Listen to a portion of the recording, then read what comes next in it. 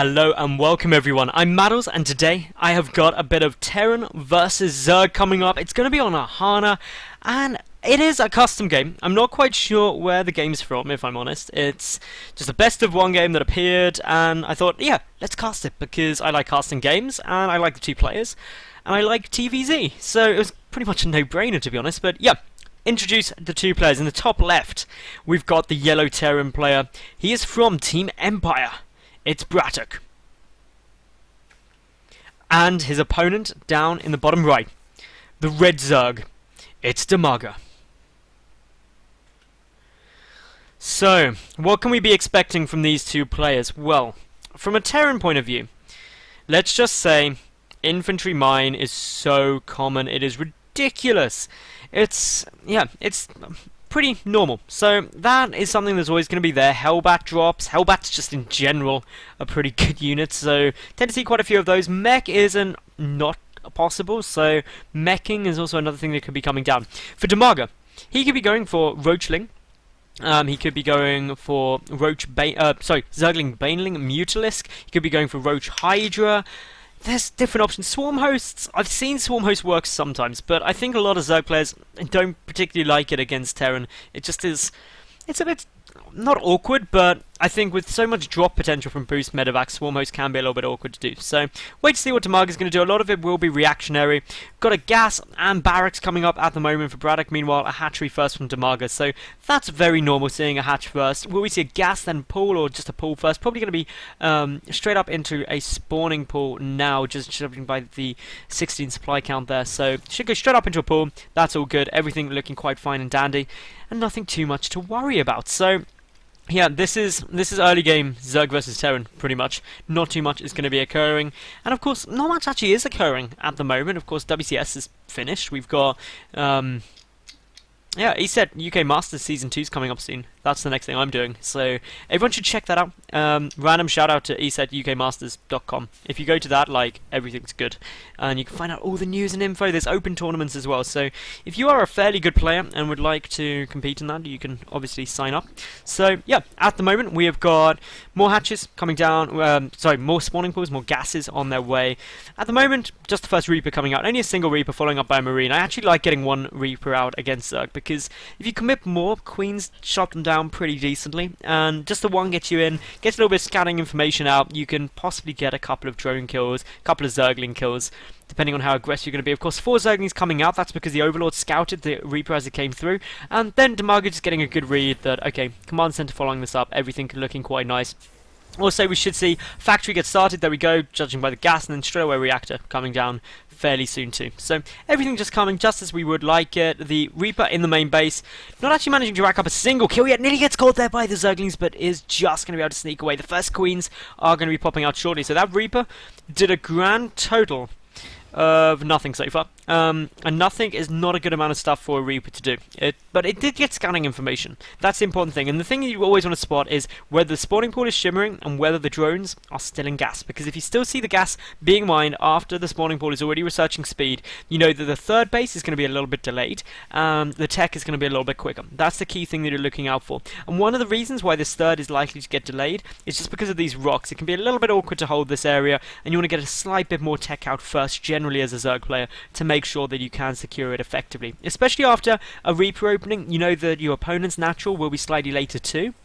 So you can get away with that quite safely. Now, we will be getting actually a mech style play out of BratOK here, which is not uncommon for BratOK. He does like that sort of style of play. We've got the second factory coming down, that's the big giveaway. So this Overlord can potentially come and scouting. There's no Overlord to the south though, so sacrificing into the main won't be too easy. This switch should come down momentarily, but the Queens, for the time being, up to 3 Queens, so they're just going to start pushing out. The creep spread will start going quite nicely. Zergling speed needs done, +1 carapace. Now +1 carapace, that's straight away going to be saying to me, okay, we're probably going to be seeing Roachling. And the reason for that is because you haven't committed to an attack upgrade, so you want to make sure that you're hedging your bets and you can get the most out of it. And it won't actually be a bad thing, especially with Blue Flame on its way through here. So Blue Flame Hellions, really potent, and you need Roaches to defend against that nicely. The second evolution chamber also coming down, and no Roach Warren as of yet, but that should get started as soon as these Hellions are spotted, which is going to be any second now. So as soon as you see those Hellions down, generally you want to get a Rotoron down too. You can go for the double Evolution Chamber and Spinecrawler to Queen block off and the natural, but obviously with the Evolution Chambers already placed and back, not going to be occurring. More Zerglings are on the way out, but the Zerglings up against Blue Flame Hellions will be a little bit problematic. We've got the Hatchery on its way down, the third getting taken. Just a quick check to make sure there's no third here. +1 melee attack is getting started too, but interestingly that Dimaga actually skipped down on those roaches, especially when there are Hellions out and he scouted those. He doesn't know that there's more Hellions on their way down yet. He just knows there's no third and fourth gas, so that's the big information that he's scouting. But Infernal Pre-Igniter is nearly done, so that is when Blue Flame's going to kick in. It's got about 10 more in-game seconds, and once that comes through, these Zerglings are going to have to be so cautious. 4 Hellions are slightly out of position here. Good reactions though from BratOK, pulling them straight back to make sure they stay up. And notice also Blue Flame hadn't quite kicked in, so hasn't been revealed. There's the Rotoron coming down, the Baneling Nest also on its way, but they're not going to be done in time. Blue Flame is now going to be shown, and this is where Dimaga is not going to be too happy, because these Zerglings are going to have a really tough time holding this. Even the Queens just getting taken flat out by these Hellions. The Zerglings are going to be so cautious not to line up or bunch up, because that's when lots of damage could go down. But these Hellions are taking a lot of damage at the moment from these Queens. Zerglings are still trying to push forward, and actually Dimaga doing a good job of holding this off for the moment, at least buying himself some more time, but he's got 22 more Zerglings coming in. If they keep coming in small bunches like this, the Hellions are just going to put an end to them. The drones are all starting to line up. The Hellions heading straight towards the main, away from that Spinecrawler. The Rotoron is now done. Some Rotos are in production. The Hellion number is starting to get a little bit lower, but still more drones are getting roasted. But the big question is, have there been enough killed? Only 8 workers went down there for Dimaga. So he didn't lose a tremendous amount, and that is going to be good news for him. We've got more factories being added on here, more Hellions coming out. No tanks as of yet, but obviously with the tech lab there, we should see some starting up fairly soon, because otherwise a big Roach, Zergling, Baneling counter push could be devastating. This Reaper will unfortunately get spotted here. More Hellions going to try and make their way down to the third. Double armory coming down, so double upgrades on their way, +2 carapace and +1 melee attack just finishing up. So double upgrades coming down for Dimaga. He's a 1-1, soon to be 2-2 if he keeps this up. But the Hellions, they're going to try and do some damage. I love the fact that we've got the Spire coming down, because Muta Ling Bling is going to be really solid against this composition, very Hellion heavy, because there's not going to be much anti-air. So getting the Mutalisks out, really smart choice here, going to be able to do a lot of harassment, especially if we don't see some Thors fairly soon. And currently we're just getting pure tank and Hellbat getting pumped, so this could be very problematic. The first engineering bay only now just coming down, so missile turrets will get started fairly soon. This Spire has not yet been scouted down, so that's the important thing. It isn't yet known. The Overlord also generating creep up here is just going to delay this third getting taken. Dimaga, he's not that high on his drone count, only at 45, is droning off the back of this, so it's not like he's about to all in or anything along those lines. He's also teching up heavily, but he needs to get his drone count a bit higher, because he's currently pretty much equal, and with the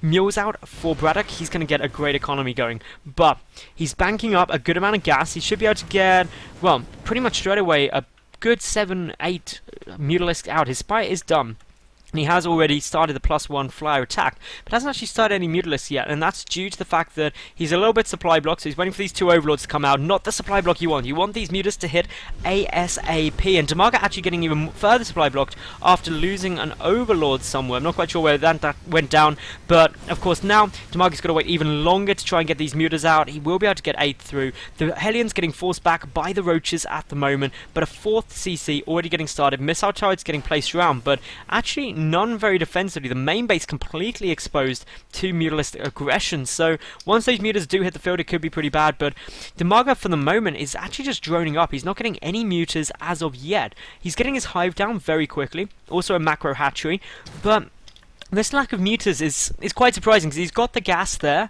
in order to get it going, so it's just giving his opponent time to react to it. But the Zerglings are pushing forward.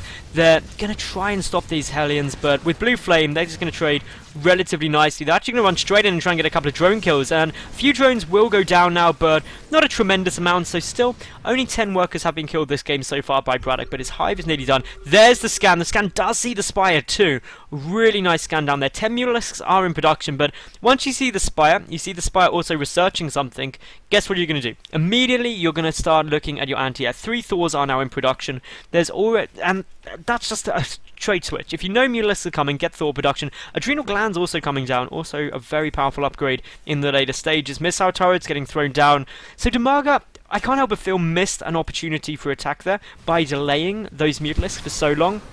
they're not going to be able to do too much now, especially when there's missile turrets getting placed and Thor's on the way out. So maybe they can do a bit of damage if they find a nice little attack angle, but even with +1, they're going to struggle to do too much. Dimaga taking his 4th, also going to go and take his 5th. Double expanding at this point is always a good move. And the Mutalisks, they're going to try and get in, but with the Thors there, they're just going to fly straight over into a big pack of Thors. A lot of Mutalisks are going to go down. Dimaga is going to lose a couple of Mutas, and probably actually a lot more as he tries to retreat out, but was it worth it? He killed four SCVs and lost at least 4 Mutalisks there, so I would say no, but again, he's got to try and do something with them. The Greatest Spire on its way out, the Ultralisk Cavern also coming down, the 3-3 upgrades on their way. 2-2 is getting researched at the moment by BratOK, so Dimaga does have the upgrade advantage, but can he make it work? With Vipers, maybe. If he gets some good Blinding Clouds down on these tanks, then certainly he's going to be able to trade quite cost effectively. But mech always gets scarier the more of it there is out, and if you start getting up to like the 170 plus supply mark,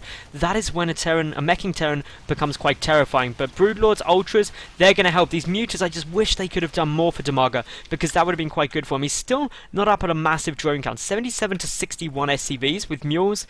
That's not a huge advantage. In BratOK, actually, he's got a sizable force down now, a good number of Thors, a good number of tanks, even pulling the SCV train with this. So without doubt, he is ready to start moving across. He's ready to start putting on the pain. And will Dimaga have enough to defend this? Well, looking at it currently, he's got 30 speedlings coming out. They do have adrenal glands, and 3-3 probably won't be done in time, but this is still a sizable mech force. Dimaga needs to get out more units. The Vipers are going to help if he can get down some good Blinding Clouds on the tanks, but the tank count isn't huge. There's 6 of them, 6 Thors too. So the engagements are going to be really important. The double expansion really going to come into its own now, because Dimaga can actually afford to lose this left-hand base because he's got the one to the right. At the same time, the Mutas are coming in here trying to be aggressive, but they're up against the missile turret that's just getting constantly repaired and actually sacrificing the Mutalisks in order to try and get up a couple of kills. 8 in total, but he loses a base in the process, and still the push is coming in. More Banelings are morphing, more Zerglings are in production. 3-3 is still, though, a good, like, 45 seconds away, and that could be the deciding factor, because 2-2 is done now on equal upgrades, and this mech force looking quite scary. The Viper tries to get a Blinding Cloud down, manages to catch 2 tanks. The Banelings rolling in, actually doing a lot of damage to those Hellbats, but there are still the Thors up. There is still the tanks behind. One of them still able to engage. Dimaga looks to be in a lot of problems here. He needs these Ultras out. He needs 3-3 done, and he needs to get another good Blinding Cloud. But unfortunately, those 2 Vipers a bit low on energy, trying to consume a bit more. Dimaga likely to lose this 3rd. His Ultralisk Cavern did just manage to finish chitinous plating. 3-3 is also done, so that is really the best he could hope for. 3 Ultras are now in production. All Dimaga needs to do is buy himself some time and finish off this force. If he's able to do that, maybe he can hold, but reinforcements are still coming through. Can Dimaga get out enough units in time? Well, he's going for a nice little bit of pressure on the reinforcements coming in, trying to delay them, trying to pick them off, but the Hellbat's just so effective against pure Zergling. The Ultras are out. They are the Collector Edition Ultras as well, which may help, but there's the Blinding Cloud that Dimaga needed. He's stopping some of the forces engaging, but the Ultras, they're just taking so much damage. The tank's able to siege up behind. They're going to be doing some more damage. The Thors are getting taken out, but more tanks on their way through. They shouldn't siege up because they'll do more DPS that way, but yeah, these Ultras, now they're getting taken out. Things not looking too good for Dimaga. BratOK still expanding behind this. He's taking a Planetary Fortress at his 4th. The push hasn't been neutralized, and that's where the problem comes. Yes, there's a lot of speedlings coming in, and with 3-3 and adrenal glands, they can do a lot of damage. There's also no Hellbat to help defend, so these speedlings could hold this off, but look at the reinforcements coming across the map. Will Dimaga be able to clean up this force and the next wave? He's got a lot. He's going to have to make an incredible hold here, but BratOK, he's just slowly applying the pressure more. The reinforcements heading straight down towards the 4th base. And that's going to get shut out pretty easily, and I don't see Dimaga being able to hold that. That's going to put him down to just 3 hatches, including the macro one, but just 1 mining base, because his main is pretty much empty, and that is the problem, because BratOK behind this has taken 4 bases. He's slowly constricting. The Zergling's actually getting a nice engagement here on this force, so finally ends the siege on his natural base, but has he lost too much already? He's down to just 91 supply to 150 of BratOK, 60 supply behind. His worker count is 66, but he just can't utilize that many drones for the time being. He's trying to re-expand. The Zergling's getting a relatively nice engagement here, but the Hellbats, with 2-2, the Hellbats just engaged so well, even against 3-3 Zerglings with Adrenal Glands. More units trying to get out, 6 Ultras. Those Ultras could win this game for Dimaga, or at least hold off this push and keep him in it for a little more time, but the Hellbats, they are still baiting. This push still coming. The Ultras are a long way away from completion, but if Dimaga can get them out, if he can hold on that long, maybe, just maybe, he can make it work. The Viper does get taken down. The Speedlings trying to push and get us around on those Hellbats, but they are just annihilated so quickly. The drones getting taken out. 8 Ultras really near to popping out, and these Ultralisks could make the difference. They are all rallied, ready to engage. The Hellbats are going to get a shock when those Ultralisks pop out, and there we go. The Ultras are 3-3 with chitinous plating. The tanks at the back dealing some nice damage, but there were just so many Ultralisks here. The problem is Dimaga has lost even more, and wave 3 of this push is on its way forward. So many tanks there.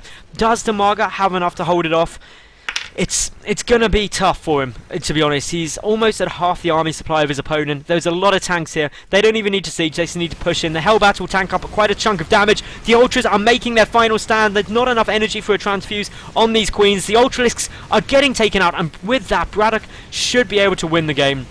The final reinforcing Ultras getting taken out, not even actually getting many shots off, and there goes the GG. BratOK was victorious with that relentless push in, which Dimaga just couldn't seem to stop. So, that was the game. I hope you all enjoyed it. If you did, make sure that you like the video, leave a cool comment, and of course subscribe. I get new games up daily, so I'll catch each and every one of you tomorrow for yet another new cast. Thanks for watching, and bye for now.